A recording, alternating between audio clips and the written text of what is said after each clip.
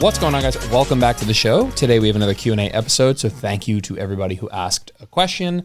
And typically I put up a Q&A box on Instagram, and I don't specify that it's for the podcast. And I do that because I get way more questions that way. And then I can do some of them for the podcast, and I can do the rest of them on Instagram. But I changed it up this week, and I said, hey, these are going to be specifically answered on the podcast. So obviously I got less questions. We still have way too many questions, which is nice, and I'll answer the rest on Instagram like I always do, no problem. But it's nice to know that if you asked a question, you are a podcast listener, and you're going to be able to get that question answered on the podcast today. I hope, for the most part, we'll get through as many of these as we can, 30, 40 minutes, something like that. All right, less waffle, more questions. Here we go. First question, what's your goal for the marathon? When is it again? Will you share a bit about your training? I'm doing the Philly Marathon. When is it? I'm on my computer. I think it's, I should have the date in my mind. I think it's late October, Philly Marathon. It is, what date is it? Sheesh. I'm blind. It's not even on here. Sunday, November 23rd. So late November, nice kind of chilly weather. I'm sure it will be a great day to run. I'm quite excited. That's quite a far way away though. What is my goal? My goal is to break 4 hours. In order to do that, you kind of have to average about a 9-minute mile, a bit faster. I'm not currently fit enough to do that, but my goal is to be there by the time that comes. That to me, as of today, as of recording many months prior, feels like a nice goal. It is not something I'm absolutely 110% sure I can do. But it's something it's not so ambitious that, I'm setting myself up for failure. I think it's a nice sweet spot of possible, realistic and ambitious. So I'll share a bit more about my training as it gets closer. We're moving back up to New Jersey at the end of August. And so September, October, that's really, I'm like 10 weeks out at that point. I mean, the minute we touch down September, I'll be there end of August, but September 1st, I'll probably do a lot more marathon related content. I'll only be about 8 weeks out. So, right. All of September, all of October. No, I'll be about 10, 11 weeks out. I'll be 11 weeks out. Okay. So a bit more time. Yeah. So I'll probably do a bit more marathon related content starting September when we're in the new house. And that'll be fun. For now, I'm running 3 days a week. Nothing too crazy. I do 2 kind of interval days and 1 longer run, and it's not rocket science. Next question. I'm struggling to stop tracking. I've been doing it a long time, but want to try not tracking, but nervous. Tips. I have a whole podcast on this. I'll link it in the description or the show notes or whatever. Basically, I think it's called How to Stop Tracking and Start Eating Mindfully. And I don't want to give away that whole podcast, but obviously you asked, so I'll answer a bit here. Not everybody will be different, so there's no one size fits all. I will generalize here, and I'll tell you why I'm generalizing, is this question often comes to me from somebody who's been tracking for a long time, who has a fairly regimented lifestyle, eats similarly on the day-to-day, is a person not making it up on the fly, they're comfortable using a food scale, they have an idea of their portion sizes, they're just really nervous about not being absolutely sure. So I'm going to give you, let's say, 2 pieces of advice, and then I'll direct you to that podcast for the rest of it. The 2 pieces of advice I would give you, number 1 is, when you feel like it, keep using a food scale. People get really like, oh, food scale's disordered and tracking's disordered. It's like, first of all, no. But a lot of people, they forget that just because you're not opening the app doesn't mean you can't still use the food scale to portion things out for yourself. Like whether I'm tracking or not, I know that I make my oatmeal with 100 grams of oats, let's say 16 grams of peanut butter, and then a yogurt drink or something like that. And I make a nice overnight oats or something. Lately, I've been making this overnight kind of chia pudding with a yogurt drink and 30 grams of chia seeds. Even if I'm not tracking, I still know those are good portions for me. And you probably have ideas about meals that you eat consistently and what the portions are like. You know that you want, I'm making this up, by the way, but 5 ounces of chicken. You can still use a food scale. You know that you usually eat 200 grams of rice. You can use a food scale. You want 300, you know that 300 grams of sweet potato is roughly a ballpark portion for you. You can still use a food scale. You're topping olive oil on a salad. You can still use a food scale. Like, Again, you get to decide how you feel about that. But I think that the ability to use the food scale actually is a nice bridge between the idea. Like, people think that the kind of utopia of living is never, ever, ever, ever, ever having to do anything but eyeball your food. You just eyeball everything. Everything is, yeah, this looks good enough. I don't know that that's how you need to think. I don't know that people need to think of that as where they need to get to with their relationship with food. There's nothing wrong with weighing out your oatmeal because you know that, like, you're like, I just want one serving of ice cream. There's nothing wrong with weighing it out. There's nothing wrong with it. So I think a lot of people forget that just because you're not tracking doesn't mean you can't still use a food scale and apply what you know. I promise you, using the food scale but not tracking is still a net increase in kind of relaxation and stress, or decrease in stress, increase in relaxation, meaning you'll still feel the effect of not opening the app. It'll still feel nice.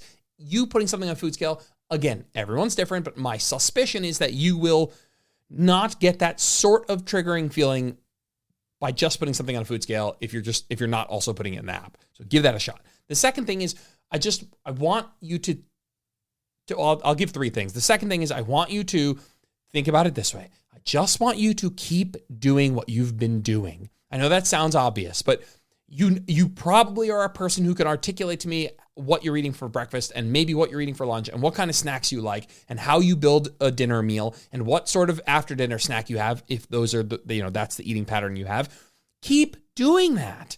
Keep eating those foods. It's like, just because you're not putting in the app, between the fact that you already know what you do and how you eat, and you have my permission. I know it's a funny way of saying it, as if you need my permission, but I'm just maybe bringing this point to light that you can still use a food scale. Just keep doing what you're doing. Right? You have a good idea of how you've been eating. Keep doing that. Keep your habits the same. If you were to send me pictures of your meals, they should look just like the meals you were making when you were tracking. Right? So just keep doing what you're doing. And the third thing is maybe experiment with starting slow, right? Maybe next week you just don't track on Wednesday. And you hear me say, hey, you can still use a food scale. I still want you to do what you normally do. Just don't put it in the app. Practice that once a week. And then maybe 2 or 3 times a week. And then maybe only track 1 or 2 days a week. And then maybe have a week where you don't track. So if that makes you feel more comfortable, this idea of going nice and slow, I think that can work incredibly well. Next question. I know it's important to train 0 to 2 RIR for muscle growth, but if you train further from that, will you still grow muscle just slower as an intermediate, not beginner to the gym? So it's more important to understand principles. The closer to failure you get on a set, the more stimulus you get. The closer to failure you go, the more stimulus you get per set. And so if you train further from that, maybe 3 RIR or 4 RIR or 5 RIR, can you still make progress? You can, but you'll need more sets because each of them will be less stimulative. So I don't know how many sets you're doing. If you're training with relatively low volume, I'd say my program is moderate to low volume, but that's because we train with high intensity. We train everything 0 to 2 RIR. So if you took my program and you trained everything at 4 or 5 RIR, I don't think you'll grow much muscle as a non-beginner. If you doubled my program volume, but you trained at 4 or 5 RIR, you could make progress because each of those sets would be, again, it's not perfect math, but let's say they'd be roughly half as stimulative, for example. So it depends how many sets you're doing. I'd say if you're doing sets above 4 or 5 RIR, I'd say, unless you're brand new to the gym, there's almost no amount of practical sets you could do to make progress. I'd say the 3 to 4 RIR is as high as I'd go, and you'll probably have to do a few more sets. Next question. I've regressed. I've lost about 2 to 3 reps on some lifts, but progressed on others over the course of a couple of months.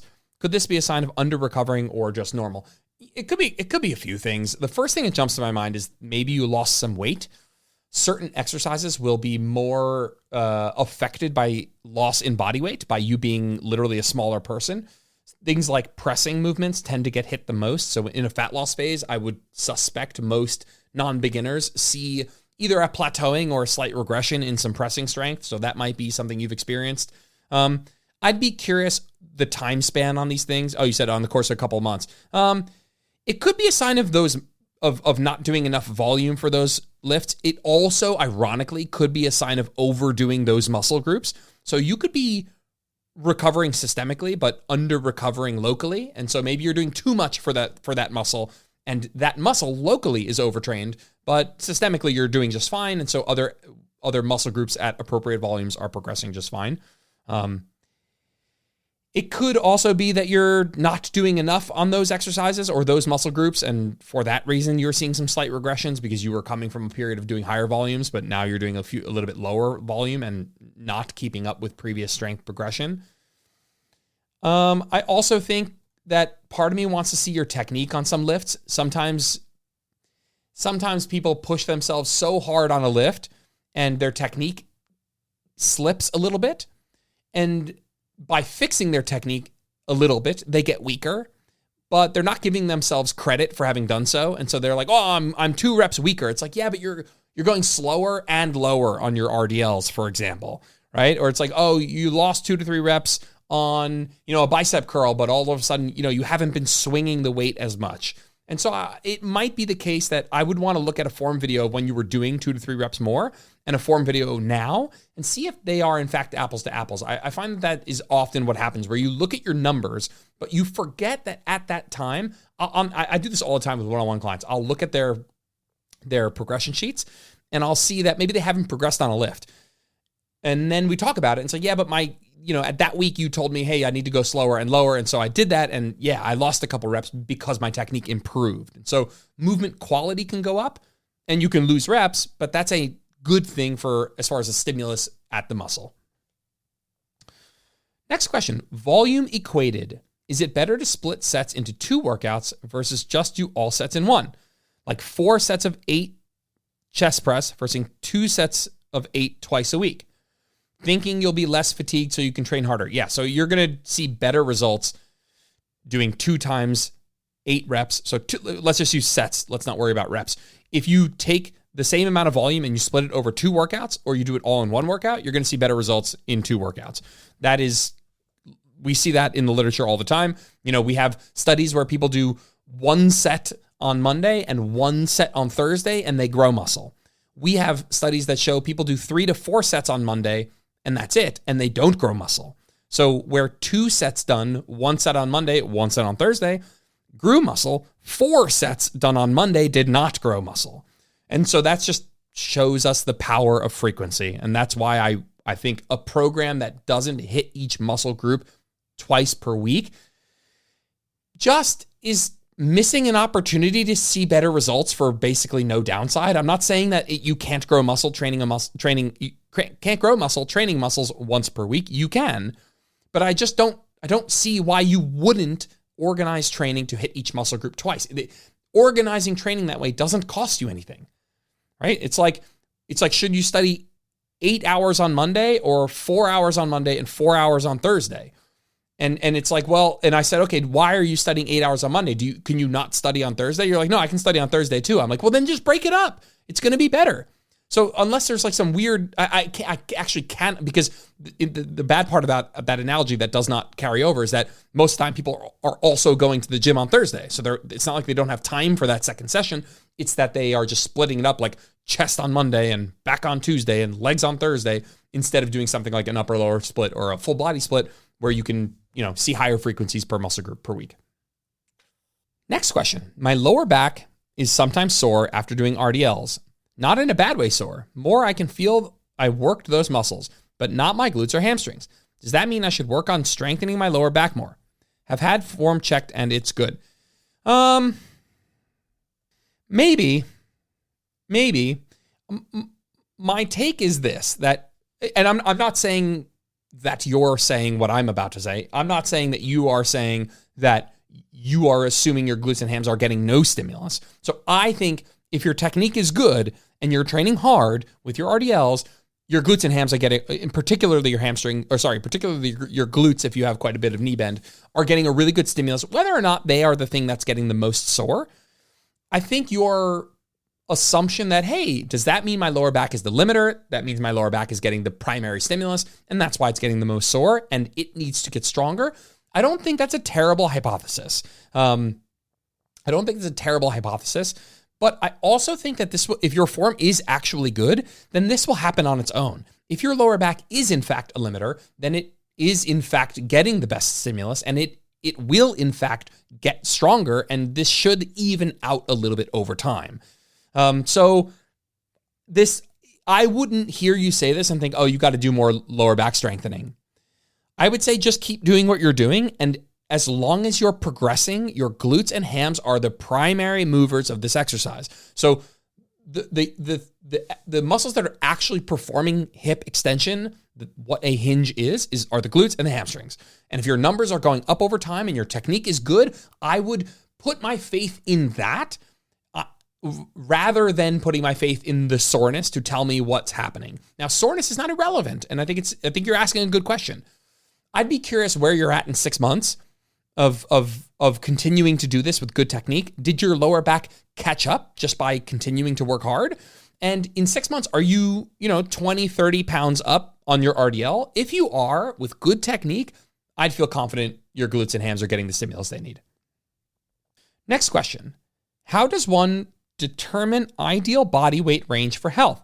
BMI, labs, aesthetic. So, ideal body weight range is tricky. It's going to be very individual for sure. I think if I had to rank order the things that I would consider, number one would be labs. Number two would be waist to hip ratio. Waist to hip ratio is a decent proxy for abdominal fat, which is a decent proxy for visceral fat. And even if your blood work looks fine, but you have a waist to hip ratio that doesn't look great, and I don't have the reference ranges on hand, but you can Google them, the waist to hip ratio ranges. If you're like, hey, my blood work looks good, my cholesterol's good, ApoB is good, HbA1c is good, fasting glucose, insulin, good, inflammatory, CRP looks good, liver enzymes look good. If all that looks good, but your waist to hip ratio scores in a range that puts you, as per that single marker at risk, let's say, then you might be in a situation where you are healthy now, but maybe an increase in abdominal fat hasn't yet manifested itself in your blood work. And maybe you are not at risk yet, or you're at risk now, but things haven't manifested in a way that's going to change your blood work. Now, I certainly would not determine ideal weight range for health based on aesthetics.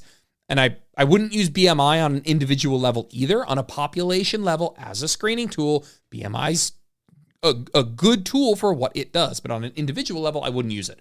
On an individual level, I would use your labs. I would use your waist to hip ratio. And I would also probably want to pick some sort of performance metrics. You didn't ask necessarily like body weight, but if we're just talking about like things that I would look at for health, I would look at waist to hip ratio. I would look at my blood work, and I might pick, a mile time or a deadlift goal or some sort of performance metric that represents, the kind of exercise that I know is going to help me, right? If you want to have a sub 8 minute mile time, or I'm making that up, by the way, don't hold me. These are all like fairly arbitrary metrics. I hate when people are like, a man over 30 should be able to do these 10 things. Like, fuck off. But if you want to set a goal for yourself, something like maybe a sub 8 minute mile, something like a 1.5 times body weight. I'm making those things up. I think those are decent though. They will represent you doing exercise that's good for you, right? So the kind of exercise you would do to make sure you can run a sub 8 minute mile is going to be good for you. It's not necessarily the ability to run a sub 8 minute mile, but the training that you'd be doing to maintain or get to the point where you can do that. Same thing for the deadlift. Next question. Is there a way to quiet food noise without a GLP-1? My hunger is so loud and so constant, it's like an annoying mosquito buzzing around. I eat at maintenance. Weight is stable, tends to fluctuate up and down, but I'm a lean person who wouldn't really qualify for meds. So there's a lot of answers to this question, but I'm going to go down a route that I hope is a helpful listen to people, and it's something that I've said maybe here and there on the podcast, but you might be trying to maintain a physique where you'll never feel amazing. It's just too lean for you to feel amazing. Now, I want to be clear. I don't know much about you. You said I am a lean person, so I'm going to speak to that to some degree. And I think I was here a couple things here. Just because you're at maintenance calories does not mean you will feel amazing. Does not mean you won't be hungry. Just because you are giving your body the calories that it needs to maintain its weight is not sufficient for feeling good. You know how we know that? You can take a pro bodybuilder who's getting on stage and they're incredibly lean. They might be at energy balance, right? But they don't feel good. They're super duper hungry, right? At some point, you go outside of your, let's say, body fat set point range, and even being at energy balance, you won't feel very good. I have been in my life 220 and I've been 175 in my adult life. At 175, I'm 190-ish for context. So it's 15 pounds below where I'm at right now.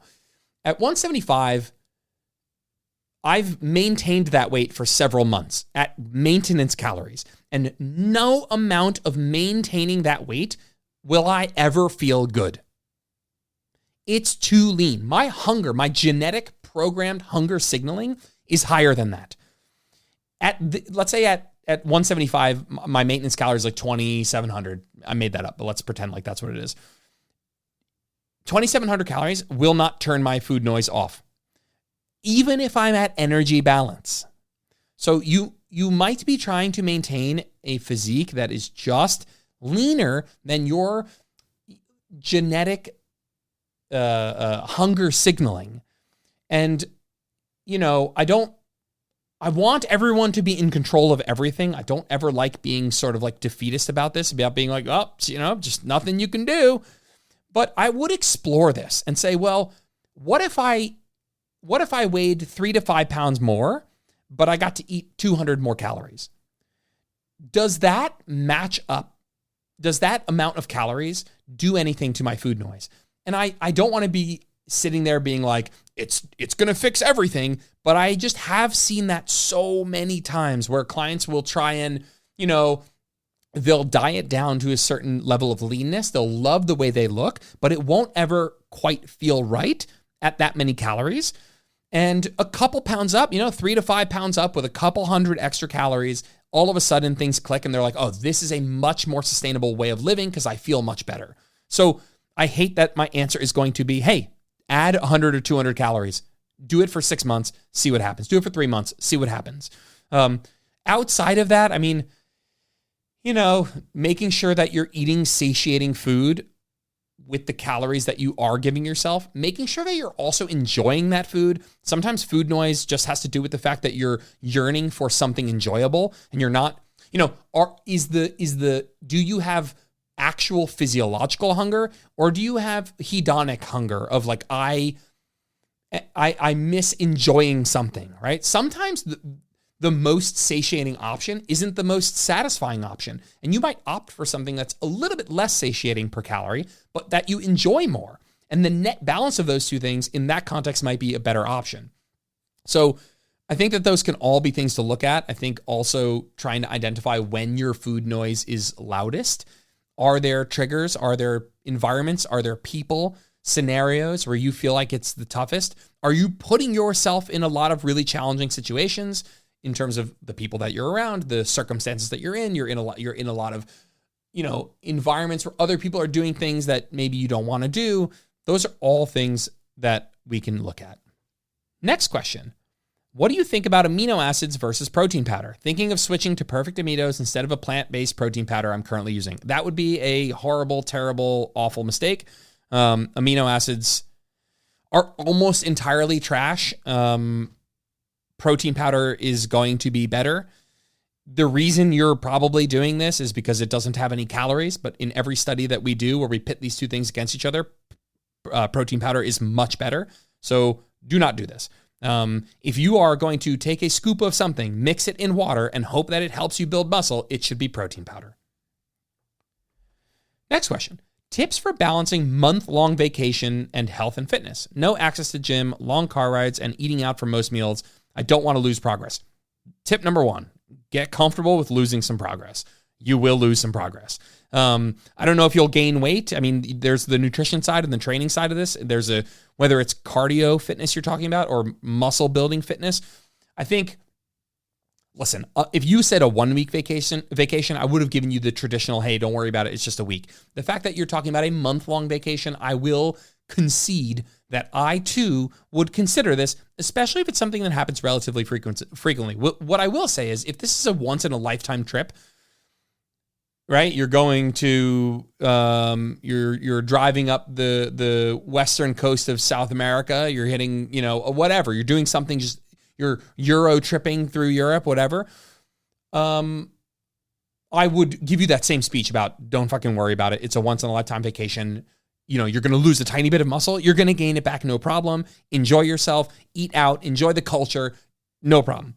But, if this isn't a vacation that falls into that bucket and you don't feel that way about it, I don't know. So there's things like, hey, bring a TRX band, pack a couple of dumbbells, let's put together, bring a pull-up bar, bring some bands.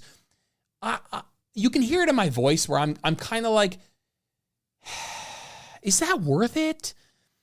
The one I could see being worth it is the dumbbells, because I think actually the stimulus you could get, if someone's like, I brought bands with my vacation, it's like, well, I'm not saying bands are I don't want to poo-poo bands, and I don't want to poo-poo moving your body. All I'm saying is, the difference in who you are 3 months after this vacation, if in one scenario you brought bands with you, and in another scenario you did nothing, but when you got back from your vacation, you got back into a consistent lifting routine, you will be the same person. I think dumbbells provide a greater stimulus that I think might actually be meaningful. If you could bring some actual load heavy enough to really challenge yourself with lunges and RDLs or presses and rows and, curls and all that stuff. You could throw in push-ups, etc. Then I think, now you have the opportunity to give yourself a robust enough stimulus where it's worth discussing.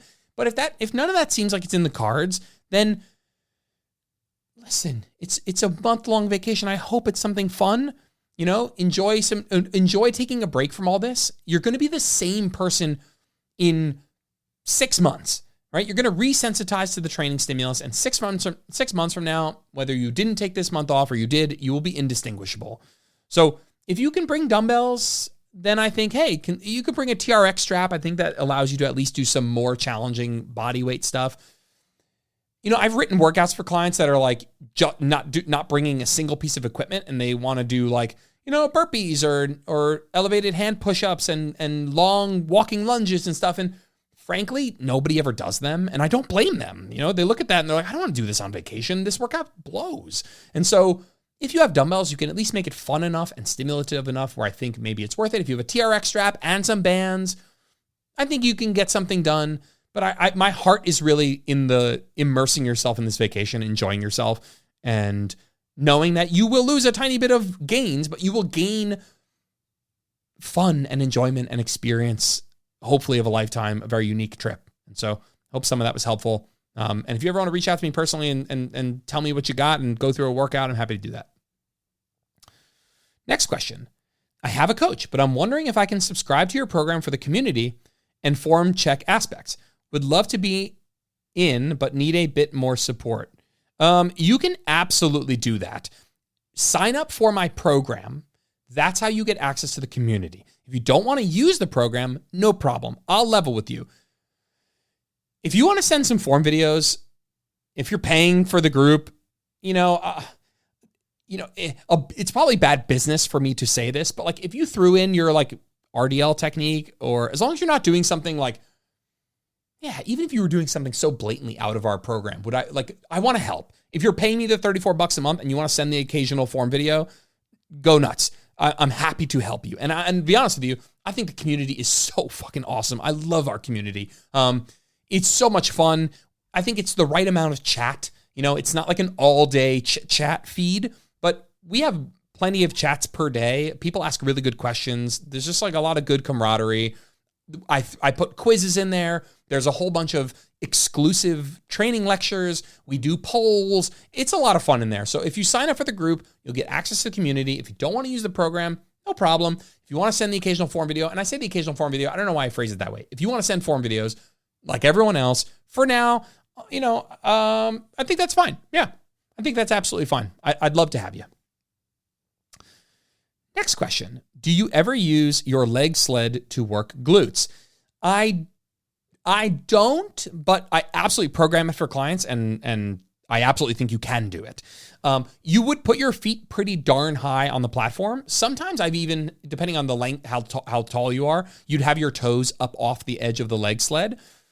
I tend to really, really like Bulgarian split squats and lunges, and I get an amazing glute stimulus with those. And so I find that I gravitate more towards using my leg sled for quads and for a mixed stance. So when I say mixed stance, I mean more of an adductor stance. So middle of the platform, feet maybe just outside shoulder width, toes maybe externally rotated 15 degrees, a lot of depth, knees outside the chest. I get a lot of good quad, a lot of glute, a lot of adductor in there, kind of all together at once. So I don't personally use it for glutes, but I program it. Jenna, my wife, uses it for glutes. I think it can work great for glutes. It's just not something, maybe it's because I am tall enough where I'd have to have like half my foot off the top. But I also just, for me, something about Bulgarian split squats, I just get absolutely torched in my glutes. And so, again, that's just me. Some people, don't feel every exercise the same as everyone else. And so, try a bunch of things out, see what works for you. Next question. I work on my feet a lot all day, 12 to 14,000 steps. Do you have any running shoes you'd recommend for people who are very active? I've talked a lot about running shoes with my coach, Alex Viata, and we, for the most part, you need to just get shoes that are comfortable. The going into the running store and having the person there like check out your foot stride and it's mostly marketing. Especially because the minute you walk out there in a certain pair of shoes, your gait and how your foot strikes the floor and what pace you're running is all going to change just the foot to ground dynamics. And so what I would do is I would get a pair of shoes that you find comfortable and I would block out the noise. I'd go try some on the store. I'd say, hey, I'm going to go walk to the end of the store and back. And I'd find a pair of shoes that are comfortable. The one bug up my butt I'd have is if you have wide feet, get a wide shoe. I like Ultras. Ultras tend to have a little bit of a wider toe box. I also have wide feet. I think even if you don't have wide feet, I think sometimes shoes are so damn narrow. So at least give that a consideration. Go into the store and ask to try on something that's a little bit wider and see if you notice a difference. I don't think you need to go with a crazy amount of cushion. But if you are on your feet a ton, you might go with at least maybe a middle cushion, a moderate amount of cushion, not like necessarily like a barefoot shoe or something like that. Next question. When does the next cycle of programming start? The next cycle of programming starts on June 16th. I'm recording this on June 5th. This might be out on Monday. So yeah, maybe a week from today, if you're listening to this on Monday the 9th. Is that even a real day? Does that day exist? Monday the 9th. Yeah, Monday the 9th. So this will be out Monday the 9th, and the next program starts on June the 16th, so the following weekend.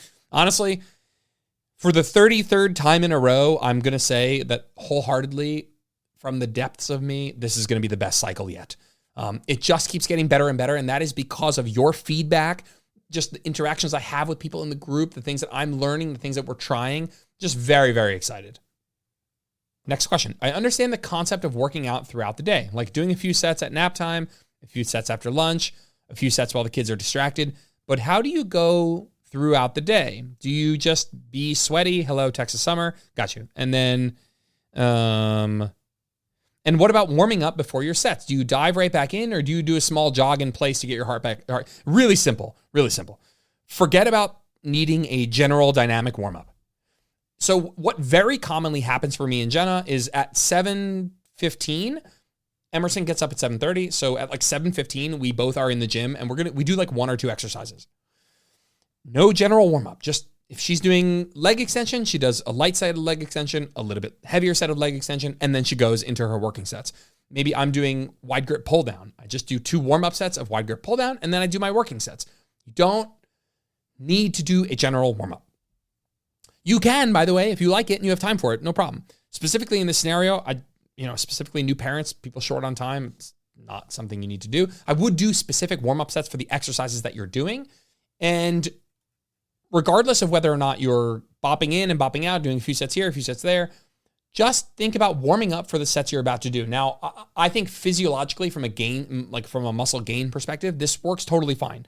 The downside of doing it this way is if you feel like you struggle to get like mentally in the zone because you like do one exercise, then you have to go tend to your baby or do some other responsibility, and you have to come back and you have to kind of plug in mentally again. But that just is what it is. I feel like I struggle to do that. I like doing my workout in 1, maybe max 2 stints. Sometimes it happens in 3 stints, but it just is what it is. Yeah, I'd rather do it in one go, but sometimes we get interrupted. And so that kind of is what it is.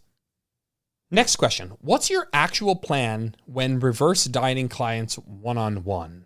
So, yeah, there was once a time where maybe it is still now, but my algorithm's not feeding it to me, where reverse dieting was just like this big hoopla of like boosting your metabolism and, it's how you're going to cut on higher calories later and, increase your metabolic rate and just kind of all this BS that doesn't actually exist, that none of what I just said happens, physiologically at least.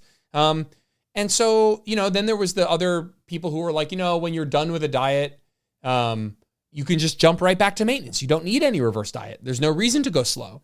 Here's the deal. Physiologically, if you end your deficit and you're still losing weight, but you're done dieting, you're like, hey, I'm still in a deficit, but I'm done with this. Whatever size deficit you're still in, you can just eat that many more calories.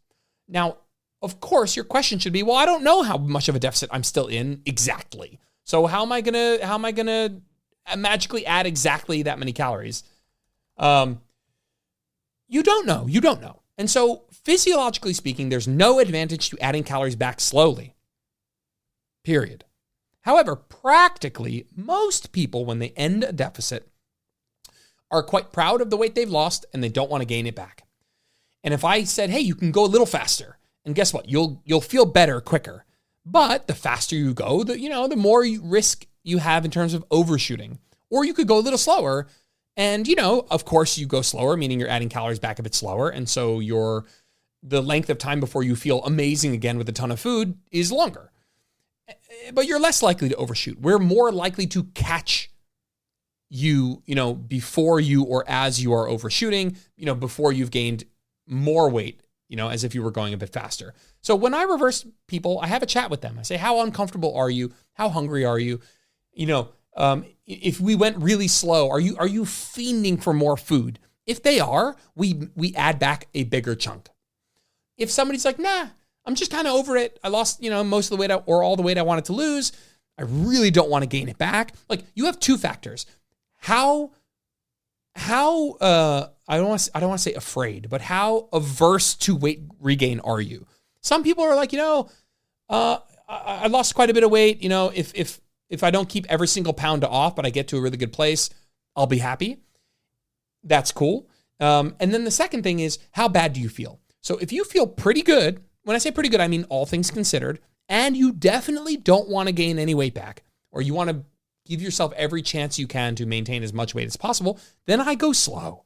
Now, there's no physiological advantage in going slow, but there's a practical advantage insofar as you're less likely to overshoot your calories that way. That's all.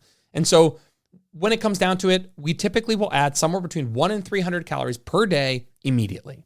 From that point, we'll pay attention to the data. We'll see, if we add in less calories, we might look every 1 to 2 weeks. If we add more calories, we might zoom out a little bit more and say, hey, let's see what happens every 2 to 4 weeks before we assess whether or not we want to add more. So even though I would say there's no physiological advantage to going slow, and I think that a lot of people talk a lot of smack and BS about reverse dieting, I think at the end of the day, if a client feels good enough to go slow, it gives them a better chance of keeping more weight off. And as long as it's not so slow that they are still feeling miserable, I think it can work fine.